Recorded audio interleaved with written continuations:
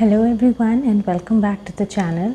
I hope you're all doing well, and there are quite a few things that was keeping me busy all this time, which is why for the past 2 weeks I've not been able to post any new videos on this channel, which I understand is not a very good thing. I apologize for that. So I hope you're still tuning in to my videos and you will enjoy today's video as much as I enjoyed bringing this to you. So this is like a mini haul. I have exactly 6 new additions to my collection, and many of you already have these fragrances with you, and there may be some of you who don't have it. So I hope this will be informative and enjoyable for you to watch. So let's get started with the video. So the first fragrance that I got for myself is actually a tester, and I've been waiting for this perfume for a long time. So when I got a tester, I didn't say no to it. And this is Atomic Rose from the House of Initio. I've been really looking forward to this perfume. I heard a lot of good things about it, and when I received it, I was pleasantly surprised. Just as the name suggests, it is a rose fragrance, but then this is a very different kind of a rose. This is not your usual intense flowery kind of. This is a very diluted rose fragrance, and if I have to describe it in a very poetic manner, I can say that this is like a rain-kissed rose. It's so beautiful. It's not a very intense, dense kind of a rose fragrance, but if you take your usual rose fragrance and if you just dilute it with a lot of water, if you just water a rose, a very densely fragrant rose, and if you just splash water on it, the kind of diluted smell that you will get is in this bottle. That is the way I can describe this beautiful rose fragrance. I will definitely come back to you more on the longevity and the projection. Projection is actually good. The sillage is also quite good, but using it once is not the best way to give you a good idea. So I will have to come back to you on that later. This is something that I was really looking forward to, and I'm happy with my purchase. So let me give you the notes in detail. The top notes comprise of bergamot, pink pepper, hedione. The middle notes comprise of Turkish rose, Bulgarian rose, and Egyptian jasmine. The base notes comprise of vanilla and amber. I just get lots of rose in it, beautiful rose in it, and it's not very dense, intense kind of thing that can give you a headache. It's so beautifully diluted. There is a lack of proper expression on how to describe that diluted smell, but it's like, as I said, it's like a rain-kissed rose. The next fragrance that I have in my hand is actually a suggestion. This is often very repeatedly suggested by Jeremy Fragrance on his videos, and I'm a huge fan of that man. I've been watching him for years now, and I usually check the fragrances myself, and I check the notes, everything, even if it is suggested by someone. But this was one fragrance that I really did not check that much, because Jeremy talks about it so much in his videos, and I think this is more like I think this is used by someone in the Kim Kardashian team or something like that, and that's why he says that, he speaks highly about it. So this is Montal Rose. This is by Montal, and this is Rose's Musk. Yeah. Now I have used this once before, and I can tell you one thing, that this is definitely not a very natural smelling rose. This is a bit of a synthetic smelling rose, although the synthetic vibe to it is very much less. I think Mancera fragrances give me a far stronger synthetic vibe than Montal fragrances, especially this one.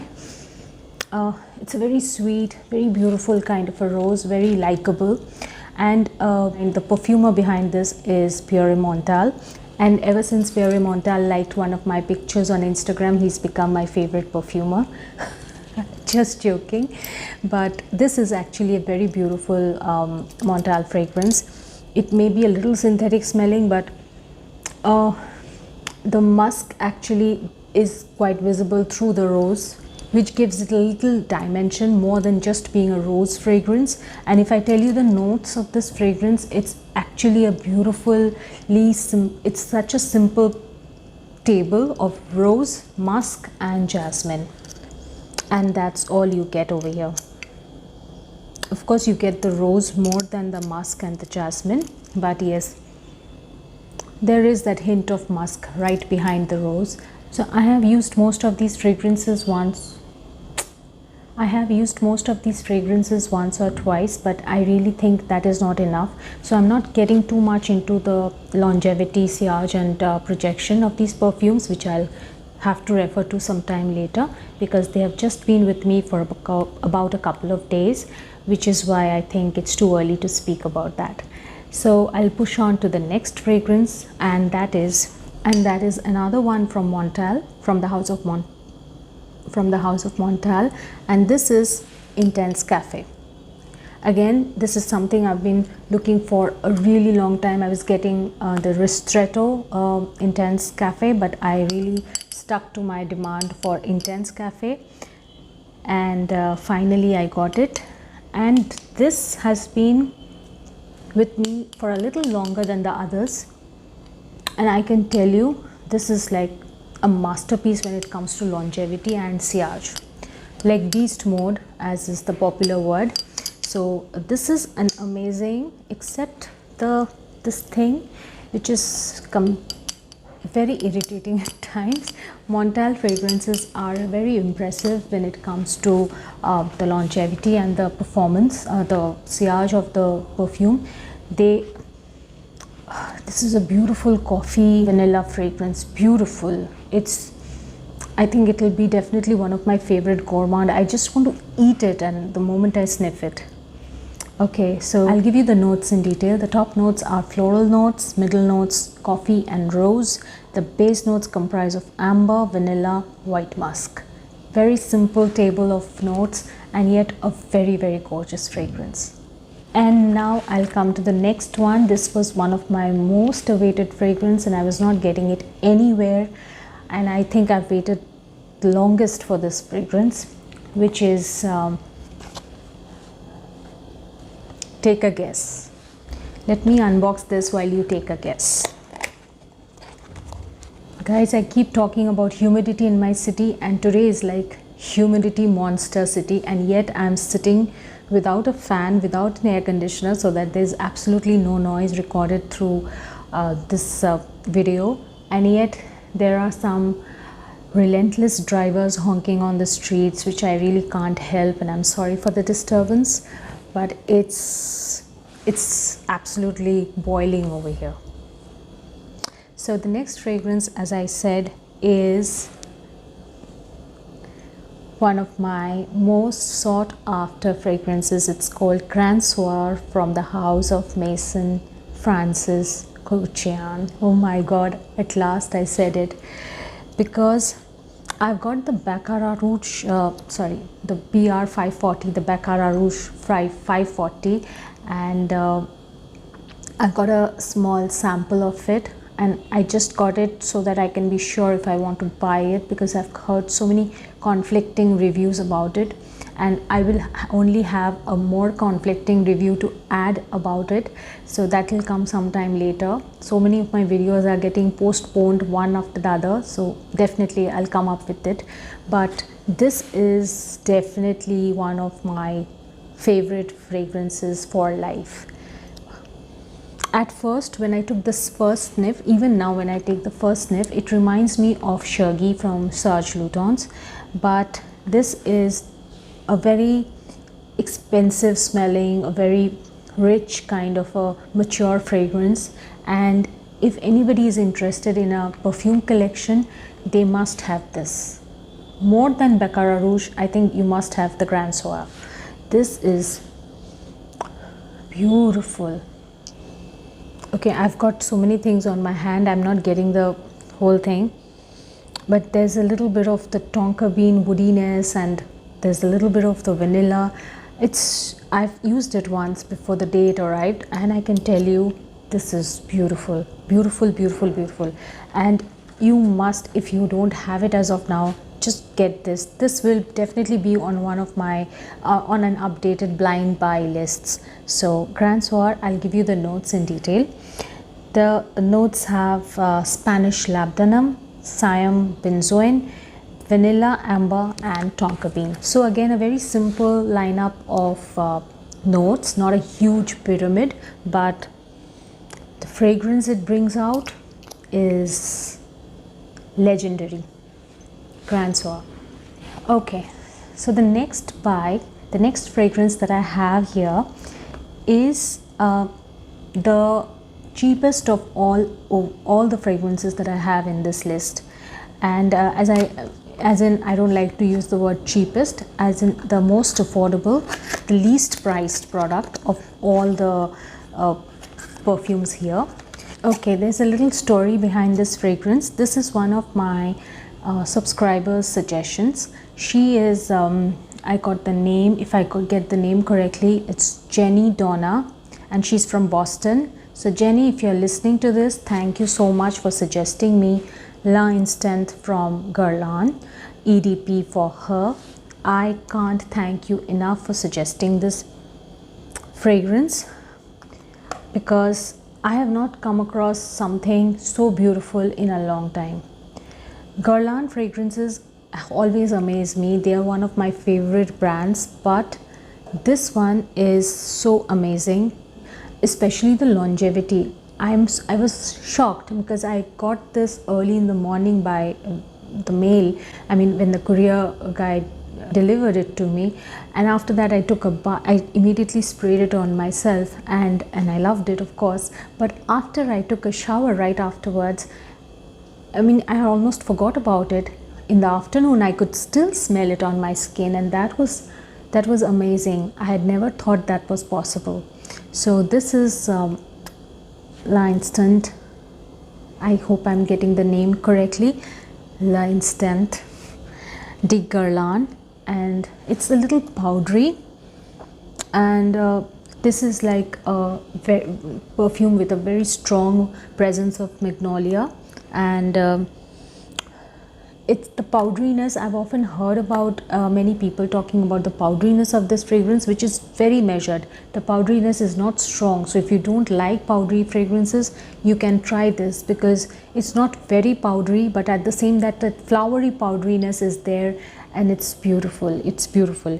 So this is actually a 2003 launch from the House of Guerlain, and the notes comprise of mandarin, bergamot and red apple at the top. The middle notes comprise of ylang ylang, iris, jasmine and magnolia. The base notes comprise of musk, amber, vanilla, benzoin and honey. I don't get anything but magnolia, but the floral notes, of course the iris presence of with the little powderiness is there, but the floral notes are very strong, and as I told you, the longevity is mammoth as far as this fragrance is concerned, and this is actually very affordable. I paid about 2,900. I remember this very clearly now, so I can tell you right away, but this was a discounted price, and it is by rule we should never buy a fragrance on its MRP. You should always wait for the right offers and the right discounts from the right people, but that does not mean that you depend on dubious sources, on fake sellers just to get the right price. Don't do that. Stick to original sellers, authentic sellers, and they come up with great offers from time to time. So I got this for approximately 3,000 rupees and no shipping, so that was a great deal for me. And the perfume is so amazing. And now I come to the last but not the least fragrance of my list, and this is my first from this brand. Actually, this is Historis de Parfums, if I'm again saying it correctly. So I've got it from the wrong side. And this bottle is super gorgeous, super gorgeous. And the juice inside, I just love that color. I just love that color. Now, from the outset, just the first sniff, the first impression is it's a spicy, woody kind of a fragrance. Dry, spicy, woody. That's it. But once I applied it, right after it arrived, the dry down, and not just the dry down, the proper dry down comes not less than 45 minutes later. But say right after 10-15 minutes, the dry, spicy, woody smell that I was talking about, that kind of develops, evolves into this beautiful, this incense kind of intense kind of a fragrance. It's just amazing. And I don't know if this one does not have incense. The top notes comprise of cardamom, cumin, saffron and coffee. The middle notes comprise of rose and raspberry. The base notes comprise of patchouli, amber and agarwood. So agarwood, of course, I get it in the woodiness, not the typical oud kind of a vibe, no. I don't get an intense oud, but more of a woody vibe from this. The patchouli, I had expected the patchouli to be a lot more stronger, but no. Patchouli is absolutely subtly used over here. The spiciness of the cardamom, the saffron and the cumin shines through the top notes, and it is the rose and the raspberry that develops into this beautiful lusciousness right after 5-10 minutes, which is beautiful. So at the start, when it was like a dry, spicy, woody kind of a fragrance, I was not disappointed because I like that kind of perfumes, and it's a one of a kind type perfume. Not every perfume is supposed to be floral and sweet and honey and almonds and creamy and vanilla type, but there are different kinds of perfumes we should be open to, and this is one of that. But it definitely told me that this is not, the opening tells you that it is not a typically female oriented perfume. This is more leaning towards men. But no, after 5 minutes the opinion changed, and I will definitely come back to you more with this, because just 1 or 2 usages is really not enough to decide about a perfume properly and give you my opinion about it objectively. So I will have to come back to you later on this, but for now I am loving this fragrance. So those are the 6 new fragrances that I've added to my collection. I hope you enjoyed watching this, and do let me know what are your thoughts on each one of these, and I will come to you with another video real soon. There'll be no further delays anymore. Until I see you next time, lots of love.